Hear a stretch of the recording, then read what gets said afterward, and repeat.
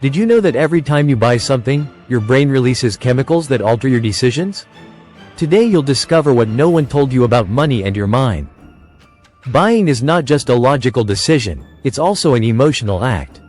The brain seeks instant pleasure over long-term well-being. When you see a product you like, your brain activates dopamine, the same substance linked to rewards and addictions. This dopamine doesn't appear when you use the product, but when you want it. That anticipation pushes you to spend before thinking. Interestingly, the brain's reward system reacts more intensely to desire than to actual satisfaction. That's why you often buy something, use it once, and forget it. What truly hooked you was the pleasure of anticipation. Stores know this. That's why they use warm lights, soft music, and pleasant scents. Everything is designed to trigger your dopamine. That feeling of urgency, like last units or limited time offer, also stimulates your brain to act quickly. The fear of missing out activates the amygdala, the brain's threat detector. You spend to avoid losing. But impulsive spending also activates the prefrontal cortex, which tries to stop you. Sometimes it wins, sometimes it loses. If you're stressed or tired, that rational part loses power and impulse takes over. That's why you spend more when emotionally drained. Even the act of pulling out a credit card causes less pain than using cash, because it feels less real. Studies show we pay more and think less when using cards, especially contactless ones. When using cards, the brain doesn't feel the cost until the bill arrives, and by then it's too late. The card's design, color, even the logo influence your perception of purchasing power. Big brands study neuroscience to manipulate how you decide what to buy and how much to spend. Have you noticed expensive products are listed first in menus or catalogs? It's to reset your price reference. If you see a $10,000 watch first, a $1,000 one feels reasonable, even if it isn't. This is called psychological anchoring. The brain compares, it doesn't evaluate absolute value, only relative. Discounts also alter your judgment. It doesn't matter if it's useful, if it seems cheap, the brain wants it. And don't forget social reinforcement. If others have it, your brain feels you should too, just to belong. That explains why we spend on fashion, tech, or brands even when we don't need them. Social acceptance activates the same brain area as physical pleasure. Spending can feel like emotional reward. On social media, seeing others flaunt purchases or luxuries also triggers your urge to spend. Your brain wants to belong and compares your life to what it sees, even if it's an illusion. Digital social pressure can be stronger than traditional advertising. That's why many people spend more after watching TikToks, Reels, or influencer stories. Sometimes you don't even know why you bought something, you just did. But your brain knows. It's seeking pleasure, escape, or approval. Spending activates dopamine circuits similar to those triggered by drugs or sugar. Yes, spending can become addictive. And the more you repeat that cycle, the harder it is to break, because your brain forms automatic consumption pathways. When you repeat emotional spending patterns, your brain turns them into habits that activate without thought. Like brushing your teeth or driving, shopping becomes an automatic and emotional process. Ever walked out of a store without remembering how you made so many decisions? That was your brain on autopilot. To break this pattern, you need to activate financial awareness and take control of your automatic system. The first step is to identify your emotional triggers: stress, boredom, comparison, or sadness. Many people shop as emotional self-regulation. It's a way to numb internal discomfort. But the relief is temporary. Afterward comes guilt, creating a new negative emotional cycle. Guilt also affects future decisions, leading you to justify more spending to feel better. Instead of addressing the root emotion, you try to soothe it with purchases. Thus, money becomes an anesthetic. How to break the cycle? By training mindful awareness before every purchase. A 30-second pause to ask yourself, "Why do I want this?" can make a difference. If you feel urgency, wait. If it's still there after 24 hours, it may be a real need. Another trick. Imagine paying in cash even if using a card. That triggers spending pain and improves judgment. You can also write down how the purchase makes you feel before buying. That reflection activates your rational side. Changing spending habits is harder than learning to invest, because it affects your identity and emotions. That's why many finance courses fail.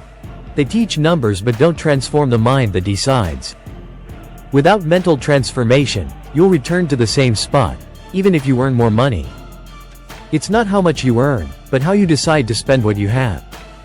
If you don't control your mind, money will slip through your fingers without you noticing. The first step to financial freedom is emotional and mental mastery over money. To achieve this, you must know the internal mechanisms that push you to spend. Then rewrite them, creating new conscious habits, not automatic reactions. That's the difference between a life with money and a life with wealth. Wealth doesn't begin in your bank account, it starts in your mind.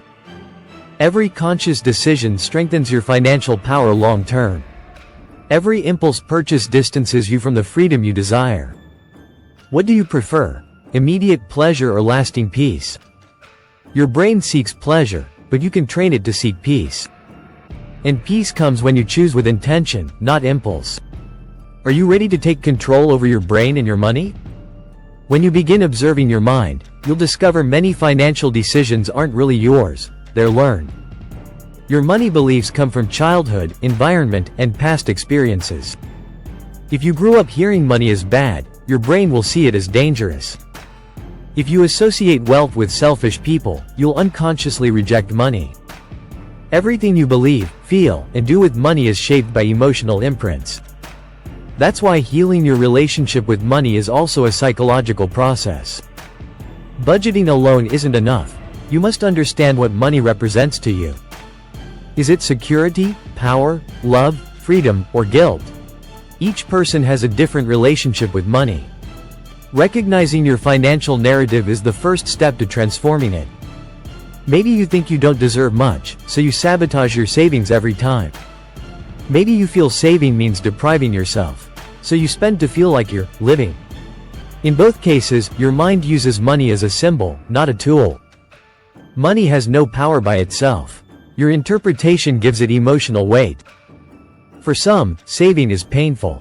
For others, it's freeing. The difference lies in the story you tell yourself. What story do you tell yourself when you pay for something or receive money? Self-awareness is key.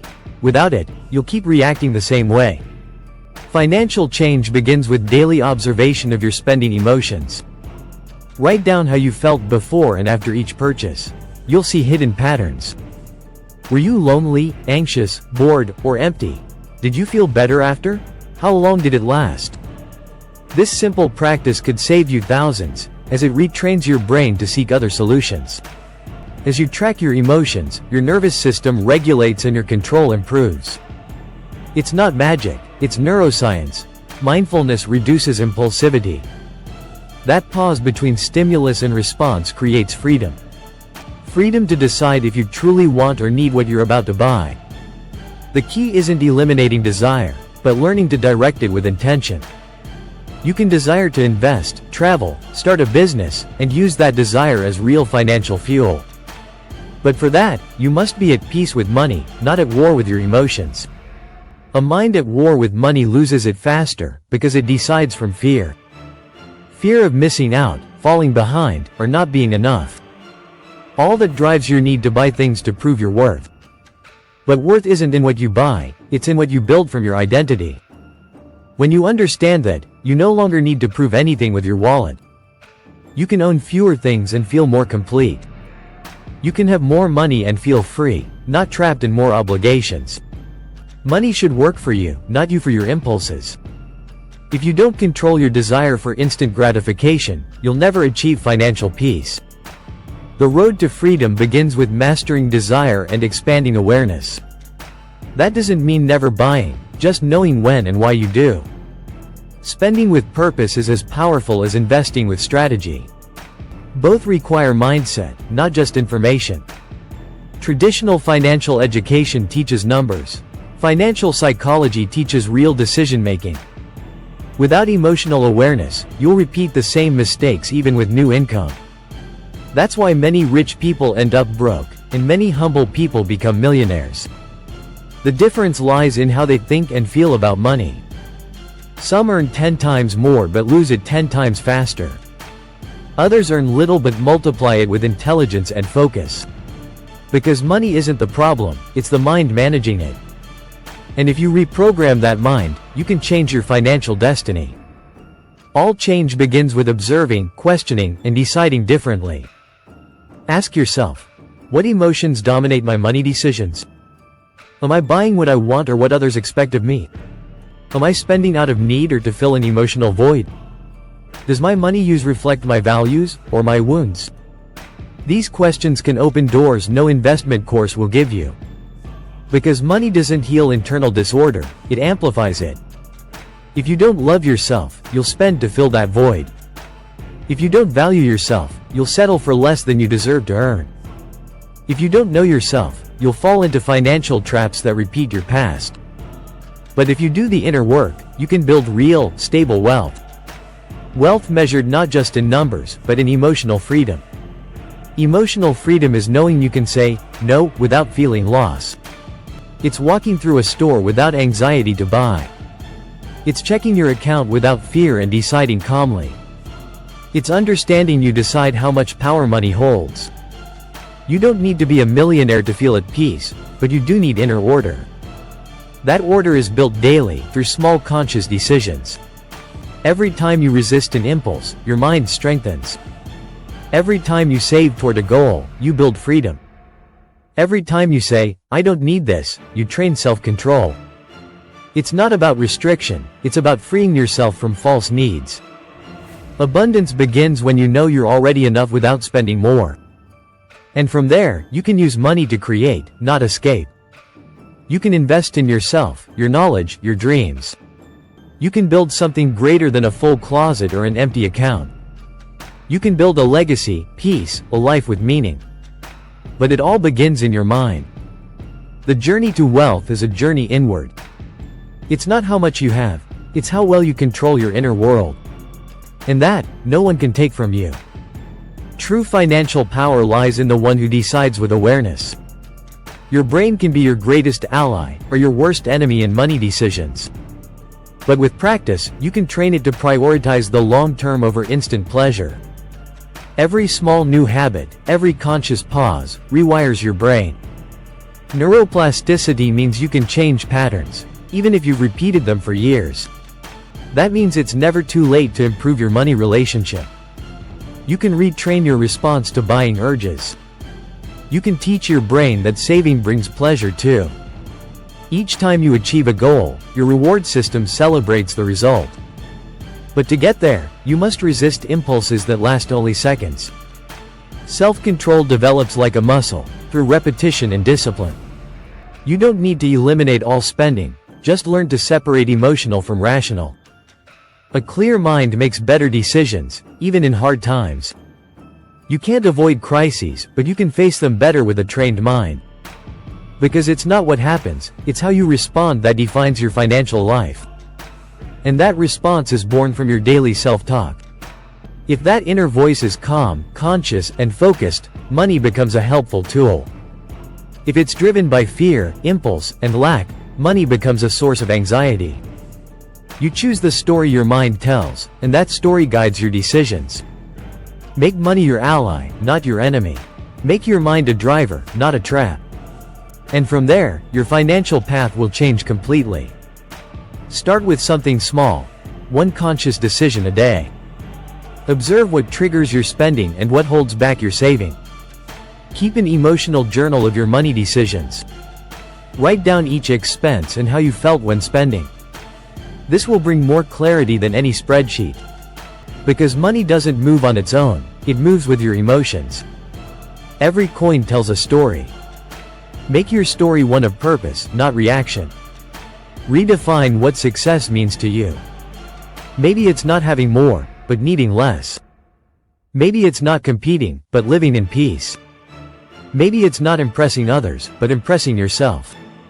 Money used wisely expands your life. Used poorly, it chains it. You choose whether money frees or traps you. But to free yourself, you must first look within. There's no outer wealth without inner order. There's no real abundance if your mind lives in scarcity. Changing your thinking is more powerful than any extra income. Because when you change your mind, you change your financial destiny. Subscribe so you can learn how to change your mind and your money to build wealth.